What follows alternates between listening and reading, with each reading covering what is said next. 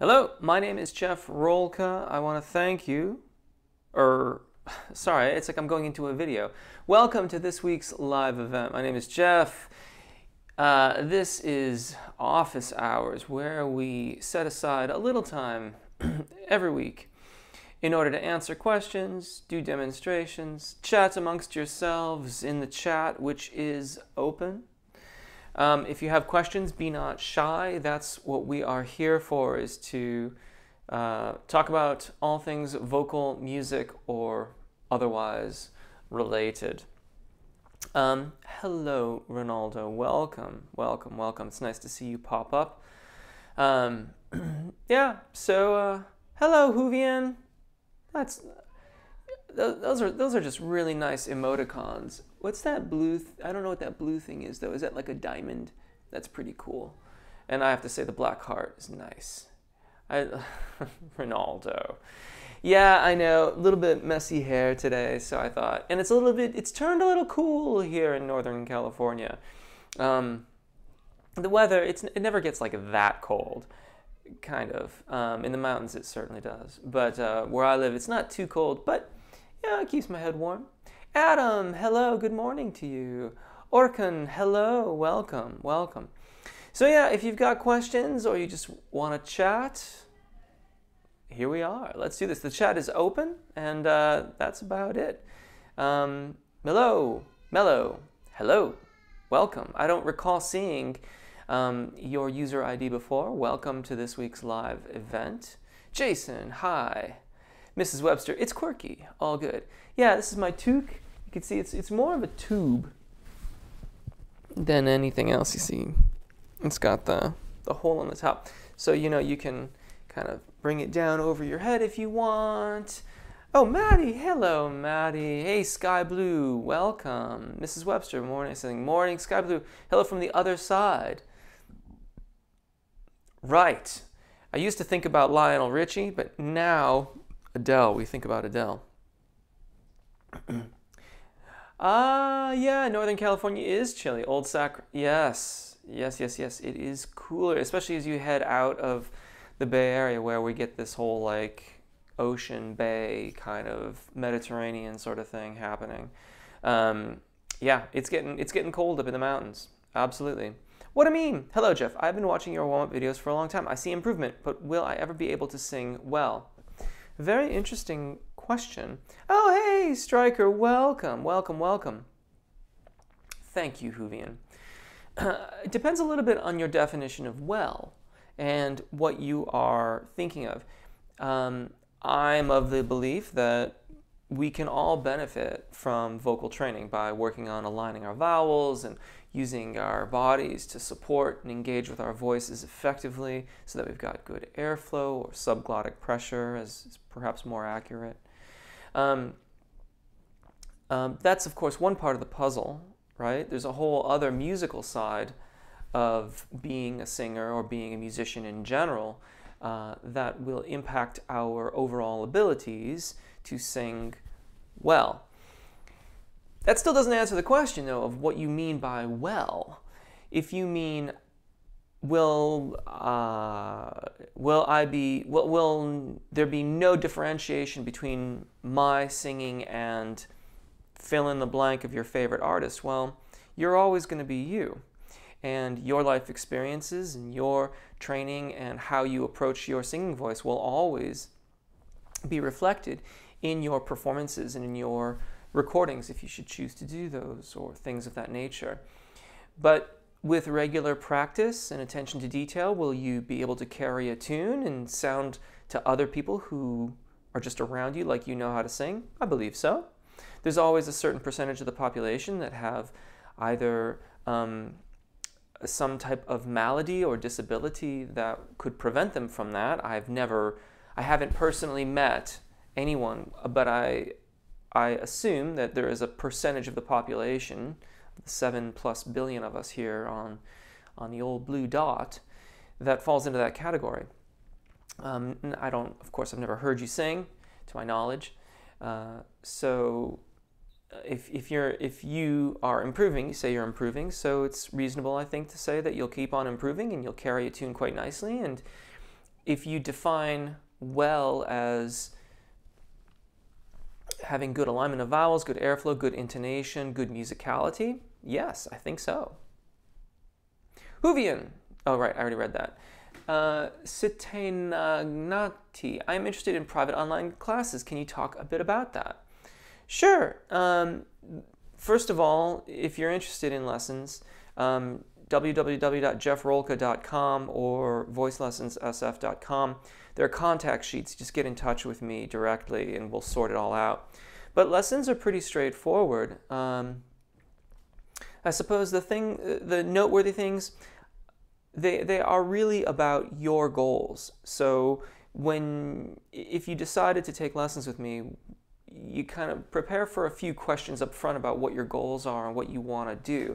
You don't have to have any goals, but if you do, I really, really want to know about them so that we can plan accordingly and approach our time together in lessons accordingly. In a general lesson, I spend maybe a third to a half of our time on technical pursuits, vowel alignment, airflow, range development, things like that. And then the remainder of our time on music that you have chosen. I am happy to help you choose music if you wish, but these lessons are about you and your growth and your ability to sing what you want to sing. And so it's important that you have a very, very big role in choosing the music that you wish to sing. That being said, that's a general lesson. Some people only work on music with me. That's fine. Some people only work on technique with me. That's fine too. All lessons are recorded. I do audio recordings of everything, and so those audio recordings become your MP3 practice tapes, if you will, going way back to the old cassette tape terminology. So the idea is that in between sessions, you use the MP3 to practice and develop your voice. I have a bunch of online material, not on YouTube and not otherwise. I have pre-recorded MP3s as well as GarageBand files that I use to facilitate technical practice in our lessons. So they're all like all the scale patterns that you hear in the YouTube videos, as well as quite a few others that generally don't make it into the videos, are in those folders in the part of the MP3s and part of the GarageBand files, and they facilitate the practice. Jason, I push too hard sometimes when I sing and lose tone. How do I sing softer without losing potency in my voice? Focus on resonance and alignment of the vowels. In your technical practice, reduce just for a little while, not forever, but just for a little bit, reduce the overall range that you're singing on, and address the thyroarytenoid dominant singing voice, your chest voice, and really, really, really look to how you are aligning those vowels. And what I mean by that is that if you're singing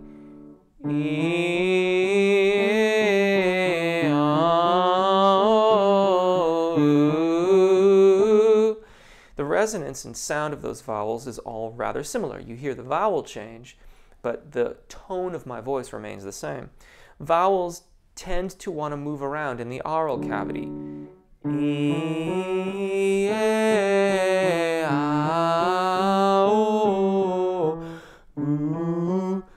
If I'm really extreme about it, right? So focus on alignment. In your alignment, you will find a nice, efficient, and resonant way to phonate those vowels. You can emphasize the singer's formant with a little bit of NG practice. The singer's formant is that brilliance that you hear. Like if I sing with it and without it, here's with. Here's without. The sound and the tone is generally speaking the same.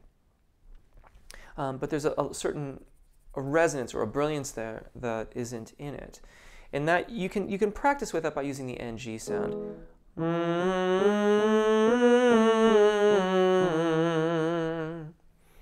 And then you release it ultimately.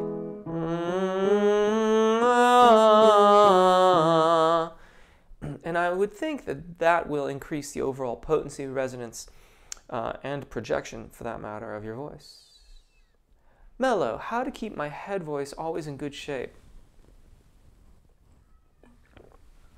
Sometimes it's smooth and edgy, but at some days, now it works at all above D5. Well, D5, if you're really a low tenor, D5 is quite up there, and that's not really your head voice. So I'm not exactly sure what you're referring to. If you're inconsistent though, and that's what it sounds like, whether you know, whatever, like D5 technically speaking would be falsetto range. That doesn't mean it's light and airy, it just means it's a different range, different way of using your voice. But inconsistency is, we get more consistency from our voices by practicing proper techniques consistently. So if you practice every day, but you're still inconsistent, then look carefully at how you are practicing and how you are approaching the technique of the transition over the secondo passaggio and ultimately over the next transition point, which would result in that D5.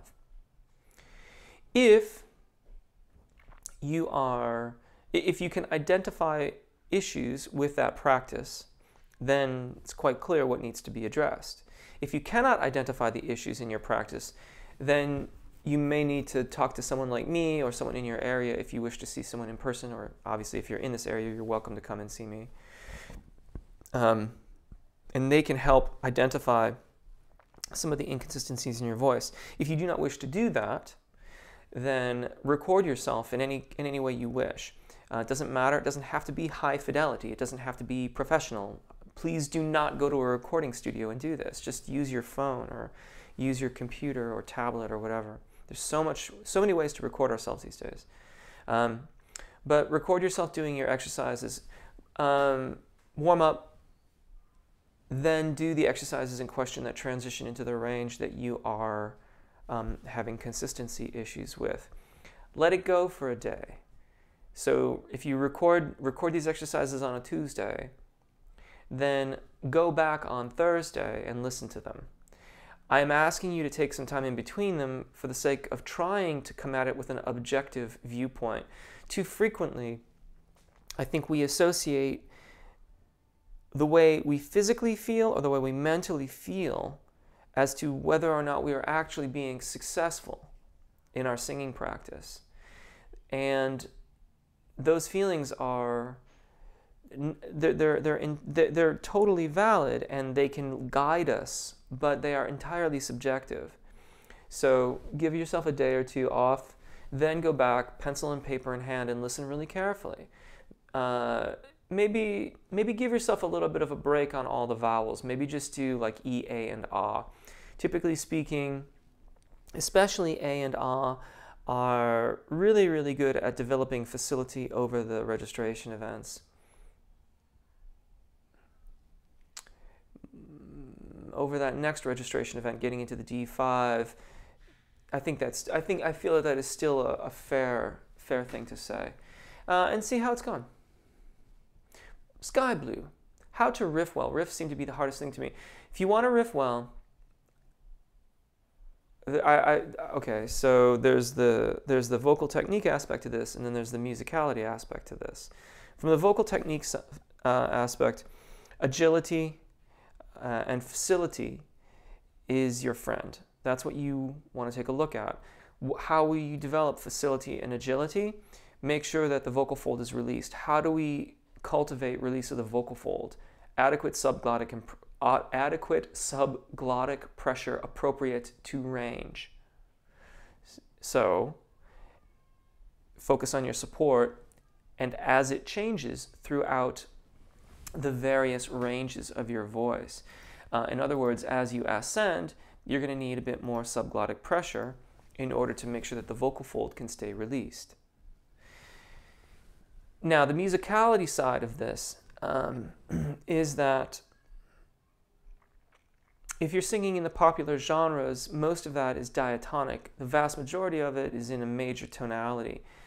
And riffing in the major tonality is cool, but you might also want to investigate some other facets, shall we say, that generally get incorporated into major, like, popular genres. For example, like if you're listening to a lot of like Christina Aguilera or who else am I thinking of right now? I was just working on this. Honestly, I'm thinking mostly of Christina Aguilera. A lot of those tunes are very comfortably in major tonalities.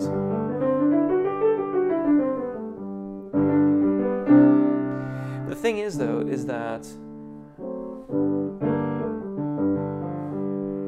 she very frequently will throw in some of those blue notes. Hopefully you could hear that pretty well. So there you have the flatted third and the flatted seventh. Understanding how those work and how you can use them, you can probably happen upon it by just riffing and kind of grooving and jamming along with your tunes.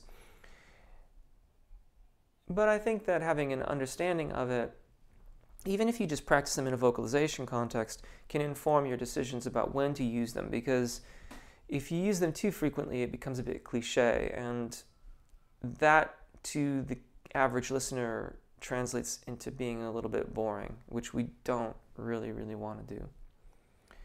So yeah, I hope that helps. Let's see here. Okay, I'm still doing pretty good. Hey, Jeff and chat, this is Mrs. Webster. I'm singing Skyfall, very cool, by Adele, and I'm not wanting to echo her performance. Do you think going brassy chest voice is better, or languid too cool for you feel is the way to go? That's an interesting question. At the risk of seeming evasive, I would actually ask you what feels most authentic to you. You know, I presume that Adele did her version of it because that's part of what felt authentic to Adele, but it was also what the producers of the movie and the musical component of it wanted to have. You don't have any of those constraints. You can choose to do this however you wish. So what about it? I mean, if you're being asked to perform this by a group or for an occasion, you might consider the occasion and consider how you can approach what would be appropriate for that occasion in an authentic way. And you know, but perhaps other people can chime in on that as well. But I like to consider the occasion quite carefully when I'm preparing these things, especially if there is a specific occasion for it. Adam Cerny. Jeff, as singers, we're always told to drink hot herbal tea. There's throat coat, obviously slippery elm, etc. Is there a particular tea or brand of tea you recommend for vocal health? Okay, for one, I question we're supposed to drink hot herbal tea. At least in my teaching, I, without exception, advocate room temperature beverages. So room temperature water. If you're drinking hot tea or coffee, then try to avoid drinking it in immediate proximity to when you have to sing, or allow it to cool a little bit. So let the herbal tea cool down a little bit so you're not trying to have really hot fluids flowing over the vocal fold. I've tried many varieties of teas. There's some stuff that I just must avoid at all costs if I am singing while drinking it. There are other things that are actually, I honestly nowadays I don't feel like I get. There's either stuff that it's okay for me to have, or it's just absolutely not okay. There's no middle ground for me. It will be different for you. Some experimentation will be in order. You might want to consider experimenting when you're not going off to a gig. So experiment when you're feeling okay, or when you happen to have a cold or you're sick, and you don't have a performance or anything like that. Many people love the throat coat tea, and if it works for you or another generic slippery elm kind of herbal tea, awesome. My personal brew when I am sick and I am trying to keep it together is I will dice up quite a significant amount of ginger root. I will boil it for 10 minutes. Pardon me. I'll boil the ginger root for 10 minutes, strain the ginger out of there. A little bit of lemon, just a couple little squeezes of lemon, and then a small amount of honey. And then again, I'll mix it all up when it's pretty hot, but I will allow it to cool before I start to drink it. And that's what I concoct when I'm singing or teaching, and I need to continue to do that, but I want to have some type of herbal tea because my throat isn't feeling great, or I have a bit of a cold or something like that. If you're allergic to any of that, obviously, you gotta avoid it. So yeah, that's what I do. But anything else, if it works for you, that's great.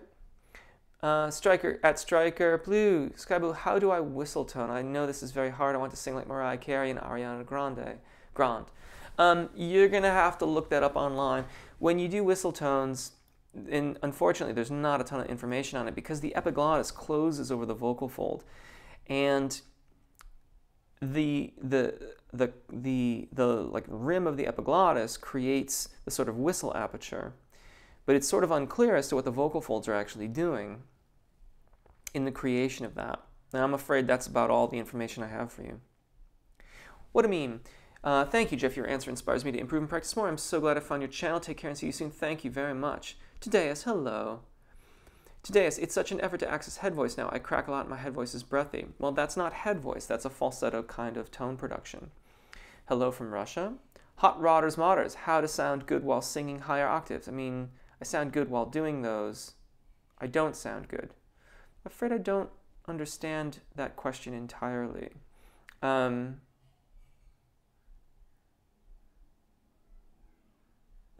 How to sound good while singing higher? Does I sound good while doing those? I sound good while doing those. I don't sound good. Okay, so there's any number of different answers I could advise you with in terms of expanding your range, but that's kind of how I look at this. Consider it. Consider your airflow, consider your registration event technique, consider alignment of vowels first in the thyroarytenoid dominant singing voice or chest voice, and then moving towards your upper register. You'll want to focus on the transition over the secondo passaggio and trying to smooth that as much as you can. Now, that and your vowel alignment and your chest voice will kind of develop in tandem once you've developed a fair amount of alignment with your thyroarytenoid dominant singing voice, your chest voice. And that's probably a good start. Michael Hammond, hello. Chikondi, Jeff, I want to know what is the sequence of warm-up exercises before singing. Whatever serves you best is the generic kind of way of thinking about that. And furthermore, it's, I think, important to consider your repertoire or whatever it is you're singing as part of your warm-up. So if, consider the range of the songs that you're singing. If you know you have to sing for whatever, the range, the overall range or overall tessitura that you will be covering in your repertoire, in the songs that you're singing, is like C3 to A4. Just throwing that out there, okay? Let's just say that that's the overall range, right? In your warm-ups, we want them to not only cover that range, but also on the top end of it, exceed it by a major second or a minor third, if possible. Sometimes that won't be possible, but in general, that's the rule. Warm-ups, now a generalized warm-up, still, it depends on what you are working on, where is your technique. In general, you can start in the thyroarytenoid dominant singing voice or chest voice and then move outwards from there. If you're feeling good, maybe you're only going to spend a few moments in that range of your voice and before you immediately begin to work on the technique on all the other registration events and things that happen in your singing. If it's taking you longer, so be it. Commando Z, hello from French. Hello. Michael Hammond, I have a question about support. Sometimes I feel my vocal support going to my throat when singing high or in the passaggio. What's the best way to healthfully support the voice without losing it? Well, that's interesting. It wouldn't really be support if you're feeling, I'm assuming that that's muscular engagement in the throat, specifically around the larynx. And that is what we would call squeezing, if I am interpreting your statement correctly. I teach the Apagio breath management system. That is what I feel is the best way to support the voice. And by support, what we're talking about is creating subglottic pressure so that the vocal fold can remain released. Subglottic, below the epiglottis, column of air in the lungs. There's a lot that's written about this, and there's a lot that's taught about it. I would recommend you check out my video on Apagio breath management. If you want a one-page, really, really great summary of Apagio, it's the Shirley Emmons breath management, Apagio breath management, I think is what it's called. If you Google it, you'll find it. It'll pop right up. And she references Richard Miller, who is the now deceased singing instructor that I often reference in my teaching, and whom I, own. I think I own almost all of the ranges, all the books for the different ranges, and study out of. So yeah, but we're looking for a lateral expansion of the rib cage and engagement through the transverse abdominis, inner and outer oblique muscles, and the rectus abdominis muscles. And what this does is, when you expand the rib cage, you get the diaphragm into a descended position. Those muscle groups work in conjunction to keep the diaphragm in a descended behavior. The idea is that the antagonistic action of those muscles lifting towards the diaphragm forces the diaphragm to resist it while you have that lateral expansion. And that creates the suspension, or the column, the pressurized column of air that best supports our voices. Mrs. Webster, Altic posted about where the secondo passaggio happens for each fach. I think I've been missing the boat. I sing in chest voice, then transition to head voice up to a high G, and it's a glass ceiling.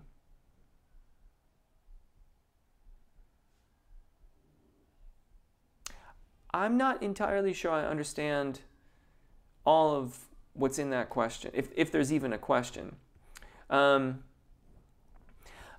I have no doubt that Altug posted that.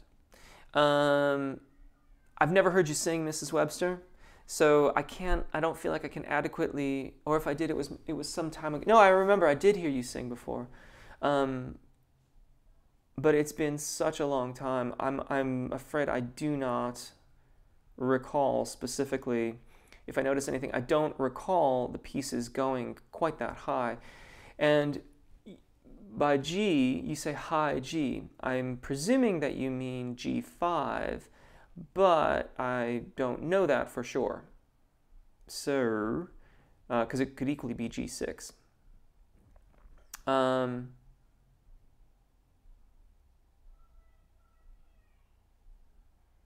you haven't mentioned where you make your transition, which is that's a big part of navigating the secondo passaggio. Is you will get more even response by navigating the secondo passaggio when it is in its at the most. It takes some exploring to figure it out, but when you navigate over the secondo passaggio at its sort of normal position where you feel it is, rather than pushing it higher to try to transition, or transitioning early in anticipation of it, that's one of the big keys to getting that transition smooth. Okay, Sky Blue, I want to know, am I a tenor or baritone, my lowest note? F2. Overall range does play into making a determination on your fach, or voice type, if you will. But we really have to consider as well where the secondo passaggio is, if there's evidence of the primo passaggio, and the overall vocal characteristics in the various areas of your voice. So just from, I mean, certainly there's, you're making intimations about like highest chest voice is G4, highest note C6, but that doesn't, and that range is rather wide.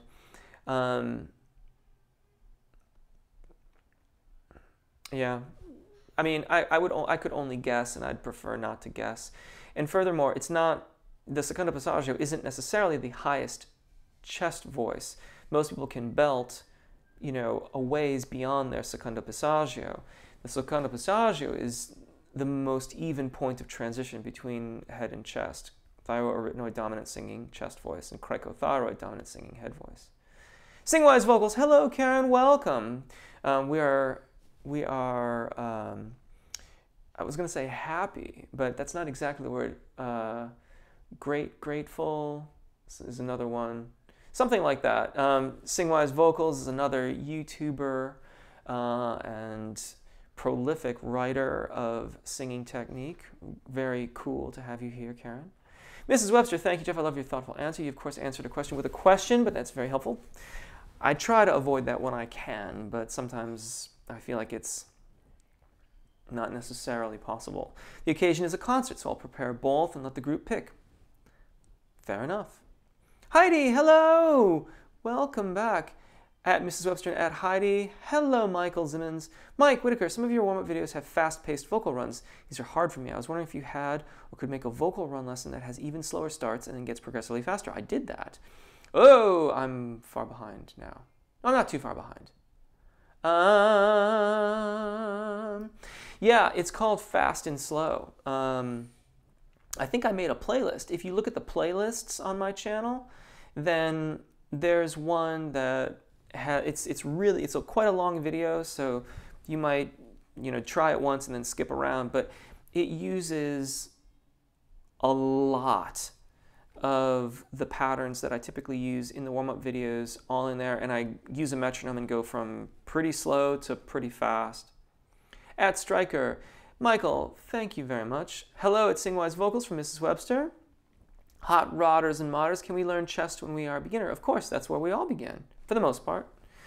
Mrs. Webster, hello. Mellow, I meant heavy metal high-pitched tones, the stuff above D5. I'm trying to keep full as much as I can when practicing. Also doing it very soft and only after make it louder by resonance.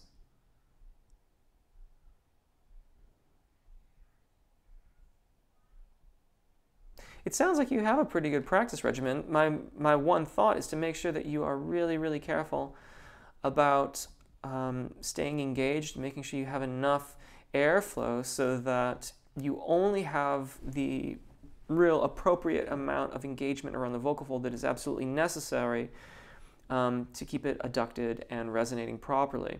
If you grip there at those ranges, and particularly if you're ever using any glottal attacks, then you can really get into a lot of fatigue very quickly, or even in the long course of things, without being like a, you know, I'm not meaning to be like a doom and gloomer kind of a thing, but you know, if you're using a lot of glottal attacks and more vocal fold engagement than is entirely necessary in that range, then you can cause fatigue rather quickly and perhaps even do more damage than that over the long-term usage of your voice.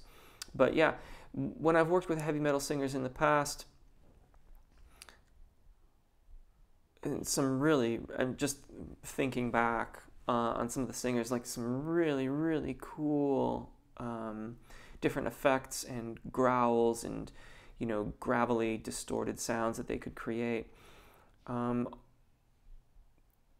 Without exception, and furthermore, without changing their vocal stylings, if you will, by approaching that type of phonation from one which is well supported and well engaged, and coming into working with them to understand vowel alignment and produce a little bit of that with what they were doing, had really, really great effects for them and really increased their overall endurance and removed a lot of, I'm thinking of one particular individual who had quite a bit of soreness after gigs and things like that, and we were able to really mitigate that quite a lot for him.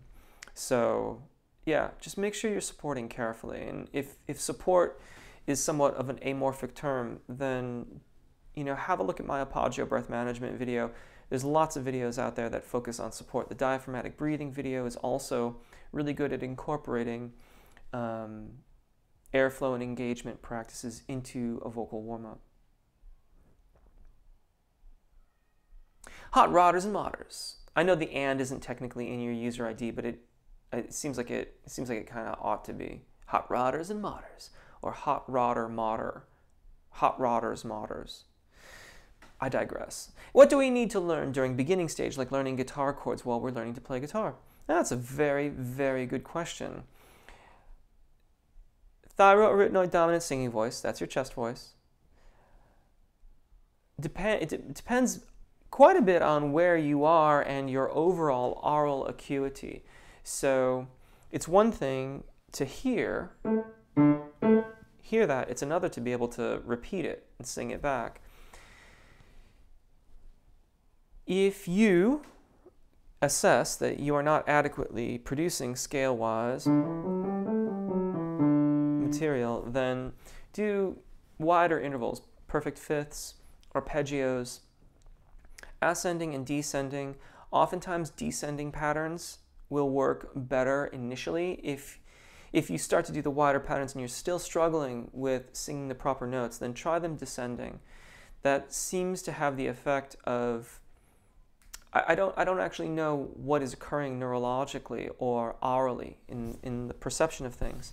But when I have a new vocalist who is really struggling with getting a scale going or maintaining even rudimentary kind of attention to pitch in their chest voice range, I'll use a wider interval and make my way onto an arpeggio and then finally into the scales. So stick to the most comfortable area of your voice. And in turn, look at the vowel alignment and the production of your vowels. Look at your airflow. Look at them together. Repeat. Add more vowels. Assess the airflow. And then work your way outwards from there. So you're using wider intervals, arpeggios. Now we're finally singing scales. Maybe we're now singing melismatic scales, so that we're singing a nice fluid line. All the while taking turns, like I'm looking at airflow, I'm looking at my vowels, I'm looking at them together. Move outwards from there, wash, rinse, repeat. That serves as a beginning. Your challenges that are specific to you will emerge as you go. Your teacher, or if you are not working with a teacher, then you will expedite your progress by paying attention to those challenges and then addressing them directly. So if ooh just simply will not come into alignment, then I've done a video on ooh and oh. Check it out. There's techniques to try to coax ooh into alignment so that you can get a good melismatic scale pattern and then move into the various ranges of your voice. Mellow. I don't know what that says. I hope it is nice. Dario. Hi, Jeff. Is it possible to develop low voice, expand range by technique and training? Yes, I believe it is. At some point, it will change its tone. The tone will not necessarily match the rest of your range quite as closely, especially if you're doing like really low kind of subtony things where you're taking advantage of like some of the Tuvan throat singing stuff, like those super low tones that that particular practice employs, is going to result in a different vocal timbre, a different vocal sound, and that's really, really cool if that's cool for your genre. If it doesn't work for what you're singing, then, well, you might have to have a side project of Tuvan throat singing. That being said, I'm trying to remember his name. His first name is Seth. And he's a Bay Area recording artist here in Northern California who incorporates Tuvan throat singing into his tunes. He was on a now defunct record label, like so many, but really, really cool. Seth was his first name, but I can't remember his or the name of his group. But he's a wonderful, wonderful guy, wonderful musician. Really, really neat application of Tuvan throat singing. Michael Hammond, you're welcome. Jan, before a recording session, how can one clean up his vocal cords to remove the buzzing or raspy throat sounds? Depends on why those. It depends on what that is. If you're singing from a hyperglottic standpoint, or if you are allowing for a little bit of vocal fry to enter into your singing voice, then what has to happen is you must address the alignment of your vowels and how you are balancing your singing out between airflow and vocal fold engagement. Typically, when there's a vocal fry, the engagement, the subglottic pressure or airflow is not quite up to it. Many people will have a bit of a vocal rasp or a little bit of that vocal fry as they're approaching high notes. This is even taught in some techniques as a means by which to keep people, to help them keep their vocal folds adducted or closed. If you have done that, then your technique will need to be refined so much that you are no longer reliant on that as a technique in order to achieve those notes with vocal fold adduction in that range of your voice. If your vocal folds are covered in phlegm because you've had a cold, then you need to assess if it's possible, if you are well enough to get all of that off the vocal fold, or if you in fact need to reschedule your session.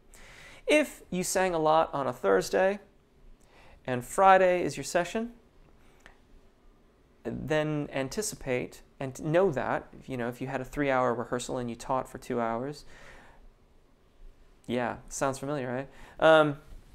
Then on Friday, get an adequate warm-up, stay hydrated, avoid things that cause phlegminess or mucus to be produced. Speaking for myself again, I know that, like, one of the things, spicy food, is completely out of the question for me. If I have spicy food, I must not have spicy food before I am going to sing or record or something like that, because the phlegm production for me is just too much. It's too much. It may be different for you. Yogurt and I get along just great, but milk is a total no-no for me. It's not necessarily true for everyone. Yeah, I think that's probably a bit, I hope that's helpful anyways. Mrs. Webster, Mike Whitaker. Camilla, hello, my question, how can sopranos work the coloraturas? I'm not sure if you mean that you want to be able to sing with the kind of agility of a coloratura soprano, or as a non-coloratura soprano, you want to like don the ski mask and work over the coloraturas. I'm going to assume the former, and that becomes an agility and registration event issue. If I spoke a lot about agility at the beginning of our session, and we're coming near the end here of our session, but it looks like it's not terrible. So I'll go a little bit into this. This is an agility and range question. If you have the range, that's great. If you do not, then that and your agility training will go hand in hand, because they are both largely reliant on adequate subglottic pressure or airflow. Light and fast, but that doesn't mean without resonance, and that does not necessarily mean without volume. Volume, as I'm fond of saying, is a natural consequence of good alignment and airflow relative to range. If we're allowing the vocal fold to, if we have achieved vocal fold balance in our chest voice, then the practice of ascending beyond the secondo passaggio is one of maintaining balance, but that balance does change. So as we ascend, subglottic pressure will increase. That in turn does result in a bit more airflow over the vocal fold, though not as much as is generally thought. That increased velocity of air over the vocal fold increases the resonance of the voice. And so long as we remain adducted, that creates a greater volume. So we focus on the airflow to facilitate the range and to facilitate the volume.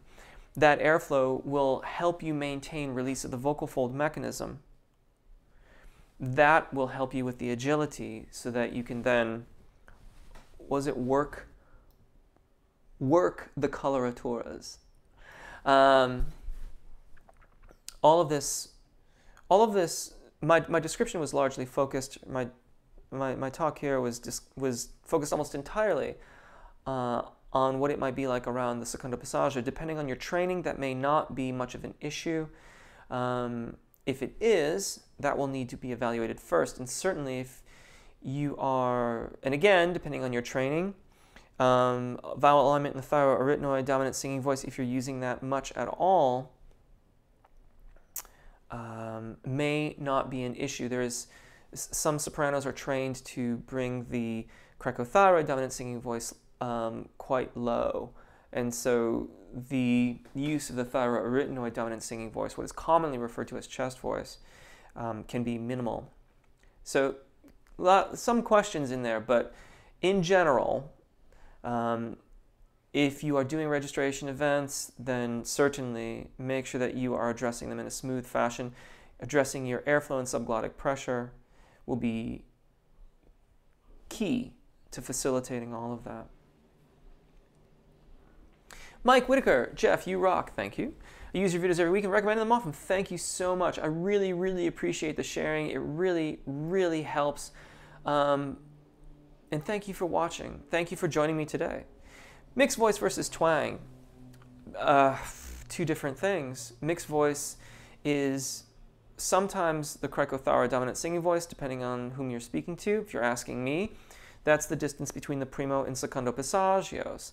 That is also called the zona de passaggio, and this is the point of transition where chest voice and head voice are elongating the vocal fold and making the transition to head voice or cricothyroid dominant singing voice. Twang is often talking about the singer's formant resonances of the voice, and the singer's formant is this frequency response between 2.5 kilohertz and 5 kilohertz, depending on vocal fach, that improves resonance and is particularly key in the operatic voice to be heard over an orchestra, because an orchestra has a natural dip in their frequency response right through there, and that's where the frequencies, the vocalist, the emphasis of that in the overtones of their voice make sure that they project well. But this works well for us too, whether you're using a microphone or not. Singing in the popular genres, that singer's formant can make it much easier for you to be heard and clearly understood when you're singing your songs. Manny, hello. Mello, you're welcome. David Walsh, afternoon. Any thoughts on vowel modification above the staff, or what I would call in head voice? Yeah, one of my teachers from some time ago used to say, was very, very fond of saying there are no pure vowels above the secondo passaggio, which is what you're talking about here. Yeah, I like that as a summary.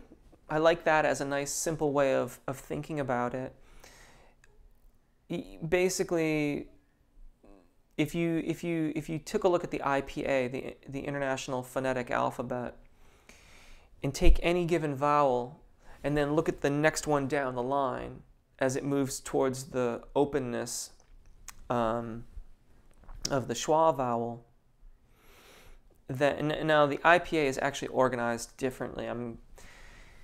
Richard Miller organizes his vowels from forward focusing narrow, E, to the schwa vowel. And then on the other end of the spectrum is rearward focusing narrow, U, toward the schwa vowel. And if you, and there's you know, E, A, A, schwa, O, U would be the way to go from one side to the other. And if you look at the IPA, there's a lot more incremental steps that will get you to the schwa vowel. And in your modifications, what you can do is just take a look at E and look at the next one over from there, which, if I remember correctly, I'm thinking of bet, because the one I often use is the bet from A. So A, A, being the intermediary between A and A. And as you're above the secondo passaggio, lean towards those vowels from the next over, and it's a really nice way to keep the quality so that your listener understands you and basically hears what we want them to hear, but facilitates the use of your voice effectively above the secondo passaggio. Secondi, what is pharyngeal resonance and how to develop it, and how to have vibrato if someone does not have a natural tone? A lot of debate on pharyngeal resonance. The nasal pharynx is the rear of the oral cavity at the top of the esophagus. It's if you can imagine, like, your esophagus as it curves at the top rear of your oral cavity, the back of your mouth, in towards the sinuses. So it's actually higher. It's ever so slightly above. If you just think about where your mouth is. That's the nasal pharynx. It's the sort of rear wall of the esophagus. It's really debatable how much directing our attention to any one of these areas actually creates resonance in them. That being said, talking about lifting the nasal pharynx in order to facilitate that resonance, in general, has a very beneficial effect for the student. So if I'm talking to someone, I might say, like, you know, have a more openness. And oftentimes that becomes, the openness facilitates, the idea here is that the openness facilitates more consistent, more appropriate airflow over the larynx at the range that they are in. That, in turn, results in better vocal fold adduction or closure. And that creates the vibrations that sympathetically stimulate all of these soft tissues, which gives you those that bigger pharyngeal sound. But to just focus specifically on the nasal pharynx may or may not result in getting it to ring that way. I do like the NG exercise because it's a nice way to hear that buzziness and maintain that buzziness, especially as you're ascending.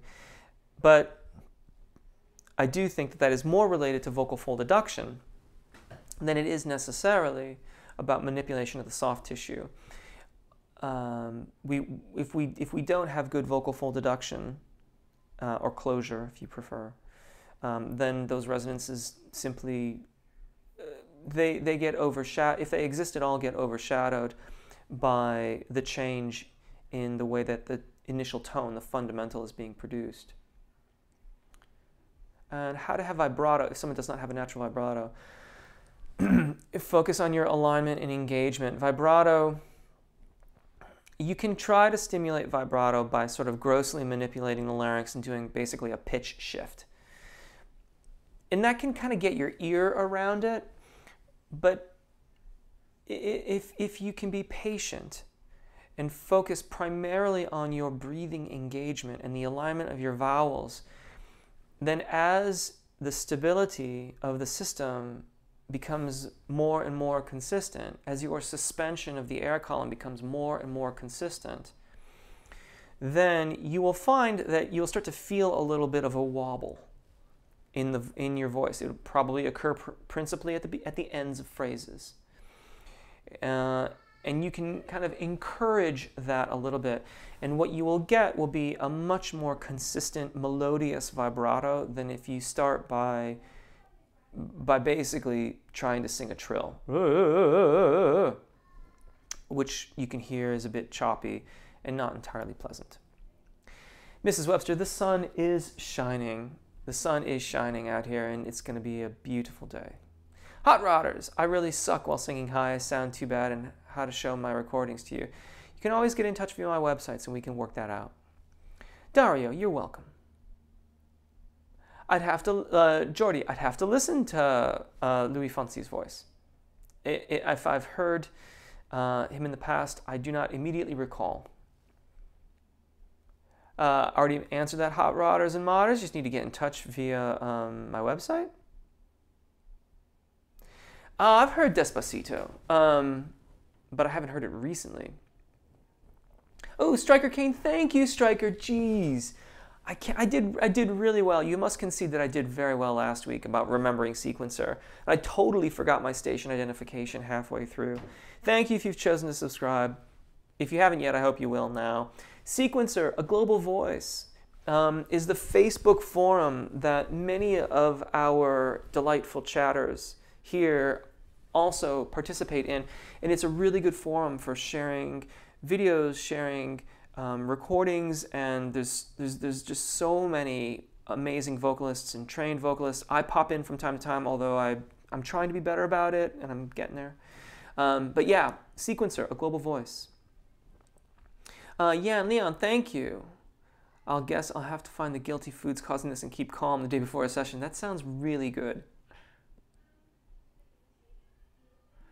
Hot Rodders and Modders, not necessarily. Mrs. Webster snorted laughing over the work of color. Yes. Thanks for that. Levity is a great way to brighten our day. Yes, that's, of course, I still get lessons when I can. But you know, when I was many moons ago, when I was much younger and was taking lessons as part of university things and stuff like that, the teaching back then, and I imagine this still exists to a certain degree, the teaching back then was very old school. So I have you know, sagging shoulders, teary-eyed, left many a music lesson over my days, and I have chosen to go to the side of light comedy instead of ridiculous browbeating and demoralization. Yeah, humor is much better, I think, for teaching. At Hot Rodder. Utinsideo. Hello, Jeff. Hey, Jeff. Love your videos. Very insightful and helpful. I'm wondering if you know from business or personal experience the main effect that smoking, generally speaking, it'll limit your range. In the words of a wonderful guitar player and dear friend whom I've lost track of many years ago. Yeah, I'm not going to say that, actually. It will limit your range. It's just bad for your health. If you can quit, I would highly recommend you quit. I guess I'm not a doctor. I can't really speak about that. I mean, are we cool with that? Is it fair of me to say that smoking is bad for your health in general? Like I said, I'm not a doctor, so maybe I'm totally off with that here. But it will limit your range at the very least. Jordy, your videos are so helpful for everyone learning to sing, Jeff. I support your channel forever. Thank you very, very much. Arn. Hey, Jeff, which daily exercise do you recommend for less than 5 minutes to stay in shape? Oof, 5 minutes is rough, man.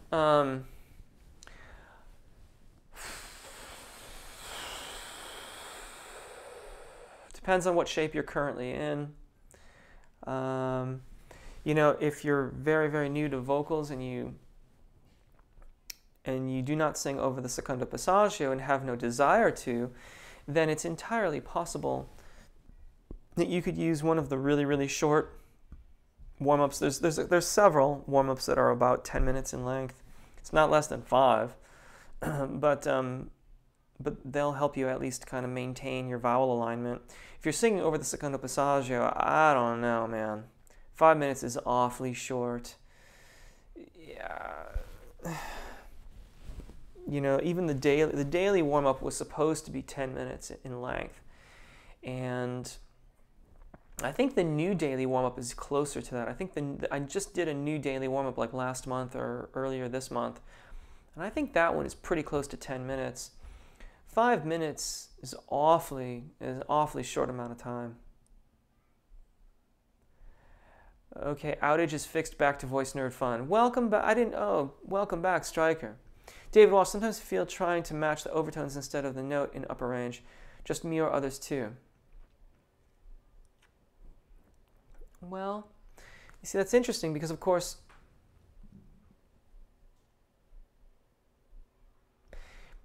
you know, the overtones rely on a fundamental.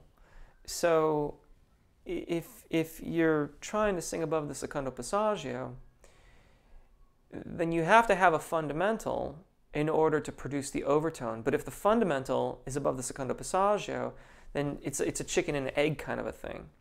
You know, I mean, unless you're thinking like when trying to sing, if, you know, keeping that in your mind helps you, perhaps so. Generally speaking, aural skills, which is to say like the dictation or solfege, things like that, like the way we identify notes when using relative pitch. If that's what you're speaking of, I think that's reasonable enough. Identification, like solfege exercise and things like that, are more easily done in our normal speaking range anyway.